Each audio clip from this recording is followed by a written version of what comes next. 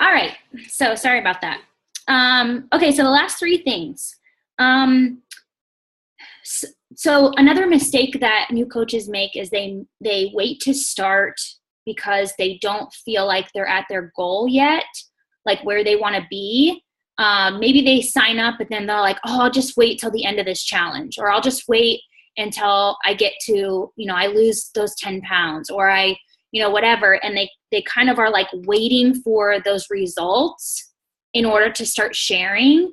And that's a huge mistake because people will relate to the journey so much more than they will the end result, if that makes sense. So yeah, it's great when you can post a side by side, a Transformation Tuesday, and yes, it is inspiring, but trying to then post and encompass what that journey was for you and the ups and the downs and how you got from point A to point B, it's really hard to take people on that journey with you from one transformation post, right? What is easier and more relatable and more inspiring is the daily consistency of you sharing what you're doing. And people are like, man, she's showing up at, before work and working out. Oh, that meal that she posted looks really good. She said that her clothes are fitting looser today. Like, my clothes were tight on me last night. I want to feel like that. So you're you're posting and sharing and pulling on all of those things that people are like, oh, wow, like maybe that is for real. And this is really working for her, rather than just like, here's where I was, here's where I am now. Do you want to join me or not? Like it's not as inspiring. It's not as, relatable. And depending on like me, like I'm not really that great with words. Yeah, obviously I've gotten better because I've had to do this and share my story over and over and over again and learn how to type to where people can understand the point I'm trying to get across. But it's still harder for me to like take people on that from that point A to point B than it is to just be like, show up and like, this is what I'm feeling today. This is what I'm doing today. This is what's changed for me today. And I'm sharing it with you. So it's going to take a lot of that pressure off. And literally that's all you guys have to do. As a new coach, all you have to do is focus on your journey, do your program, show up for yourself, and then share that on your social media, and you're going to get traction. You're going to get people following you, wanting to know what you're doing and wondering how they can do it too.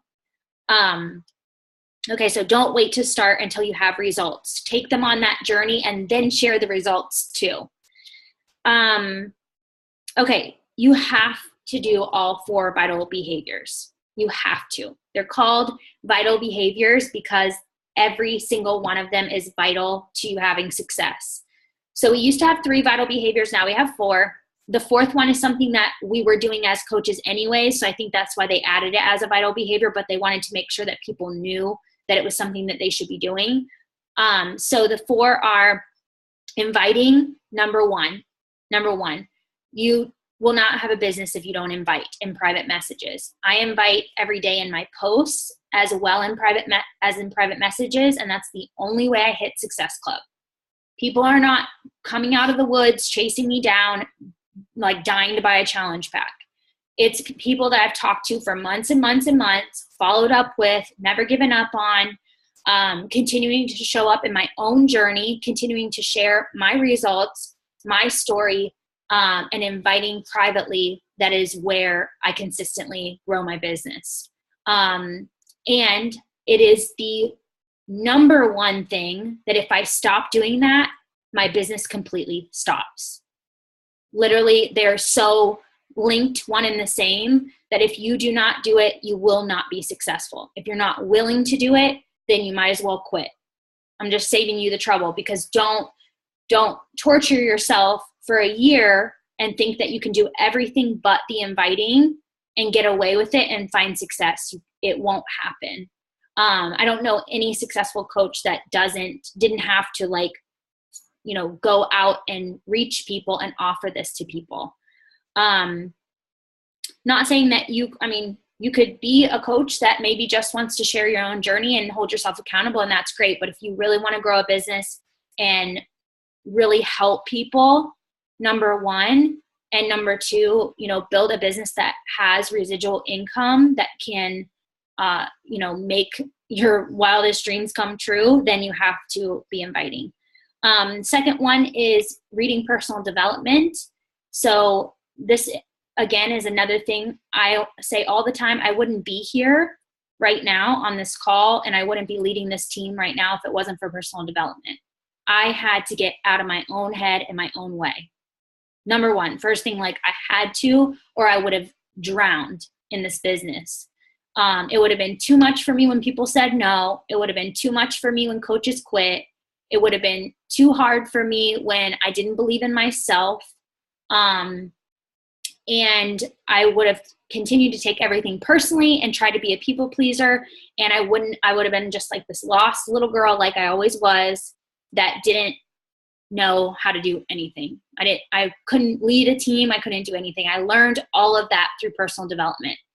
So there's obviously suggestions in the team page, and it's the number one thing when you do that new coach checklist. Number one is order this book. And that's because it really is the number one thing. Start growing your mind, feeding your mind, and getting yourself in that place to really fill up your own cup so that you can help other people. It's the only way. Third thing is to be a product of the product. So commit to a program every month. Commit to, doing your workouts, drinking your shake, staying consistent with your meal plan. If you're already somebody who's at your goal weight, using that 80-20 lifestyle, using the programs and the meal plans that we offer. You can't expect people to join you or want to do something that you're not willing to do yourself. So if you're not going to commit to, to being a product of the product, then it just doesn't work. And these things are so simple, you guys. Think about it. All you have to do is share an amazing opportunity with anybody and everybody. Be excited about it. Work on your own health every day. Work on your own mindset every day, which is something that's God, wouldn't you want to do that anyways, even if you weren't doing this? Be the best person you can be. And that's all it takes to be successful. The fourth one that they just added this past year was recognition. So make sure you're recognizing your teammates. Shout them out on Thursdays. We do rank advancements on Thursdays because that starts a new week for Beachbody. That's the day we get paid. That's the day they update the system and your new rank shows up if you've rank advanced. So we shout people out who have done that. But you don't have to have a team to start doing that vital behavior.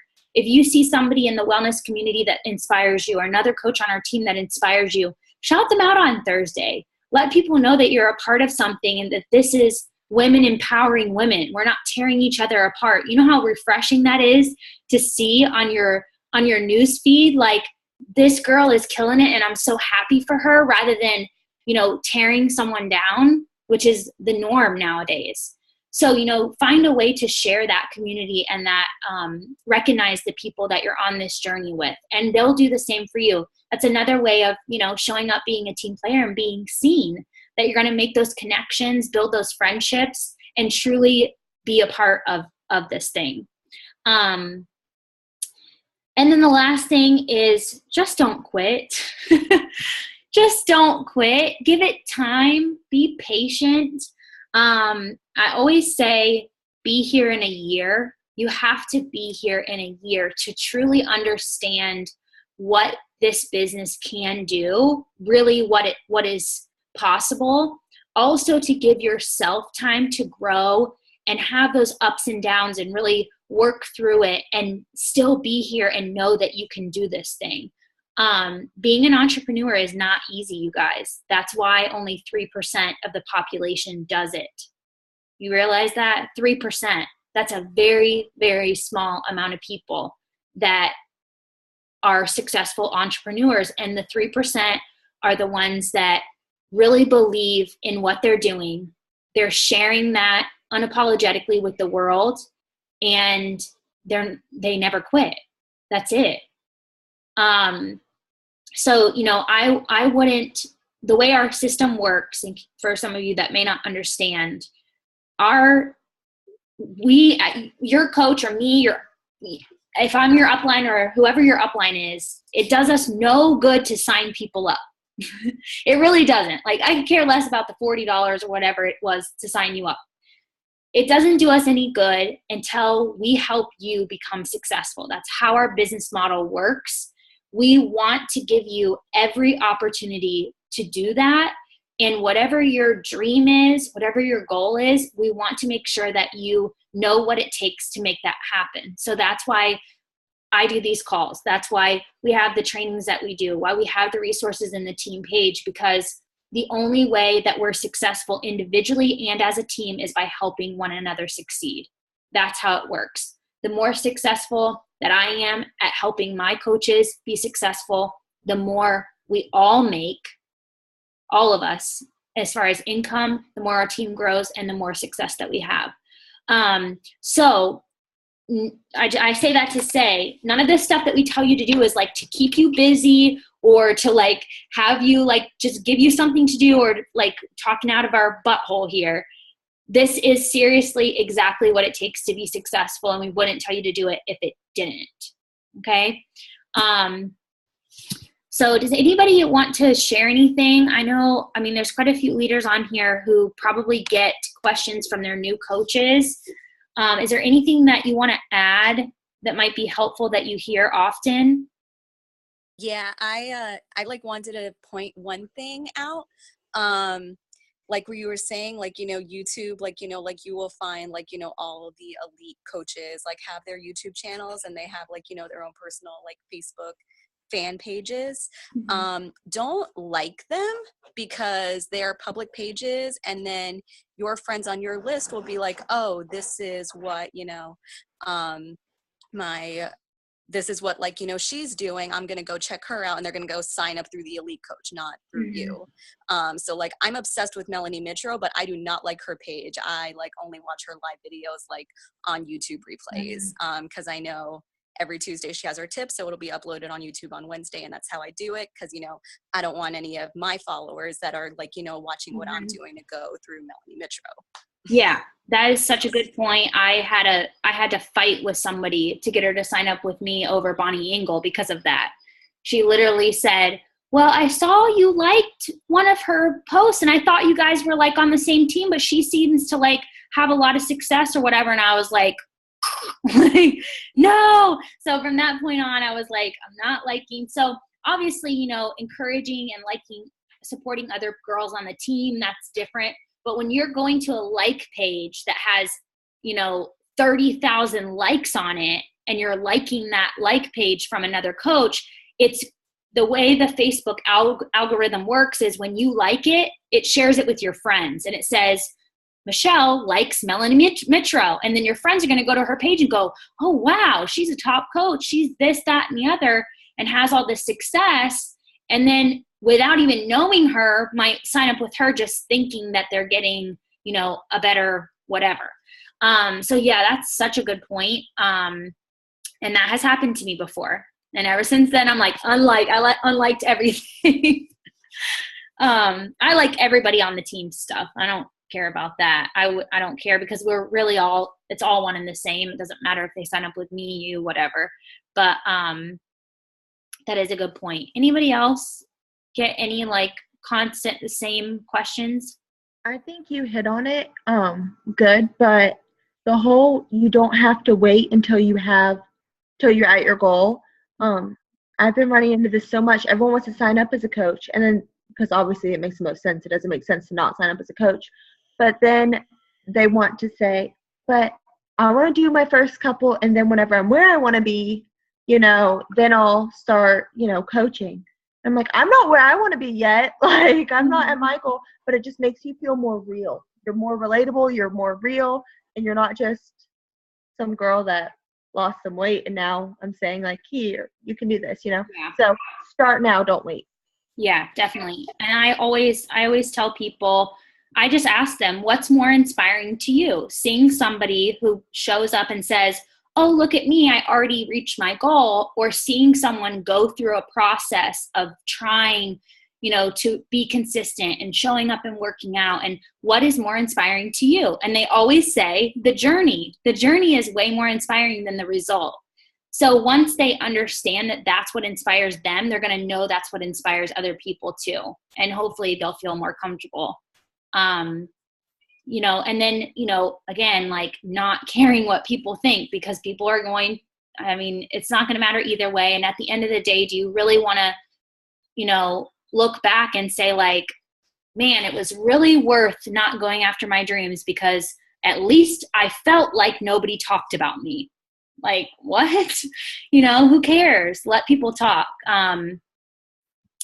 Rebecca? Yeah, on that, if you guys haven't read The Power of Vulnerability by Brene Brown, like, seriously will change your life. Was not raised to share emotions or even acknowledge that we have them because I'm not human, right?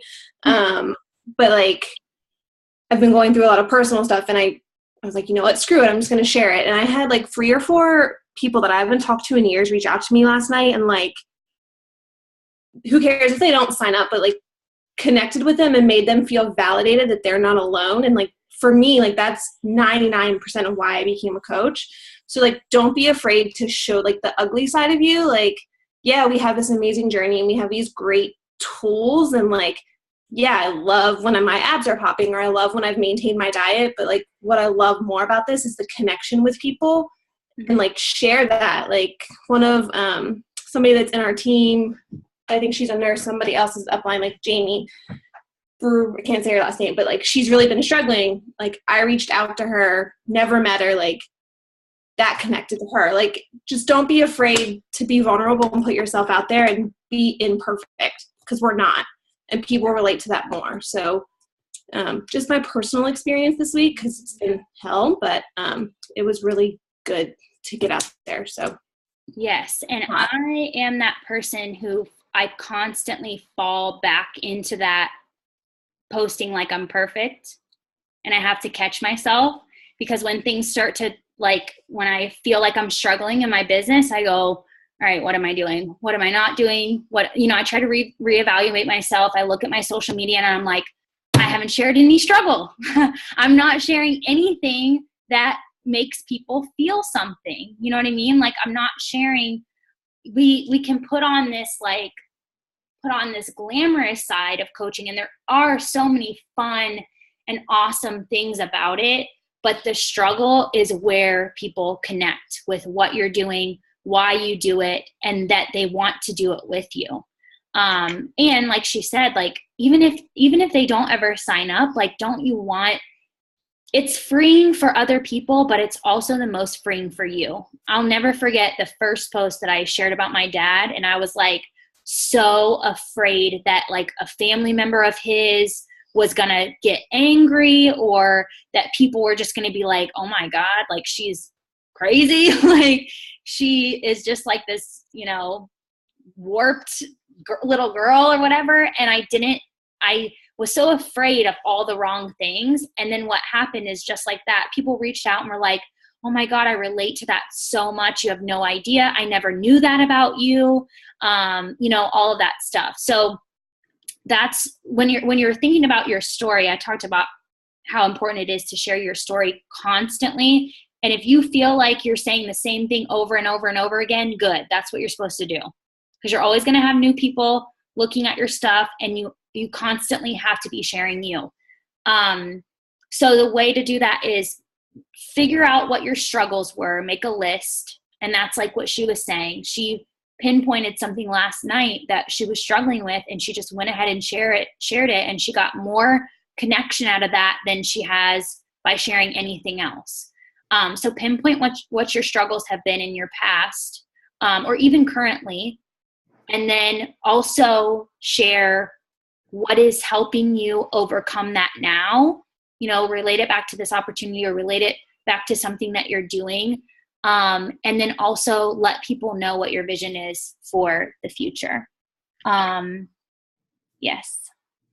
One more thing also, I've noticed whenever you do share your story, and you will get people that will comment on there and they will connect with you or even message you. I've had a lot of people message me privately like, Thank you so much for inspiring me.